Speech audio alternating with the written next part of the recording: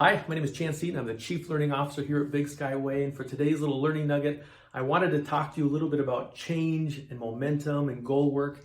And I want to point out two authors, Dr. Stephen Rolnick and Dr. William Miller, who in the 80s and 90s did a whole bunch of work around this, particularly with addiction clients, right? And addictions are very complicated, and they have some work called motivational interviewing.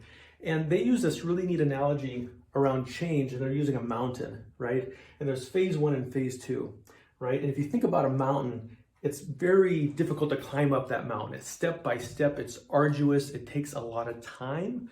But when we reach that peak, there's a lot of potential momentum. We ski down the other side, okay? So they call that phase one and phase two. And from a goal perspective, we know all about phase two. This is the goal work, right? And we're very familiar with this. What are the defining objectives? What are those action items? Who's responsible for what, the when? What are the measurements, right? We're all very familiar with that. And what too many leaders, managers, coaches forget is that there's this phase one, right? They jump right to phase two. That's the easy part. Phase one is really about intrinsic motivation, right? How important is this for you? And so one thing that they would do is they would use something called a readiness ruler. And so when they're working with clients in phase one, they're saying, how important is this for you in the first place, between a scale of 1 to 10?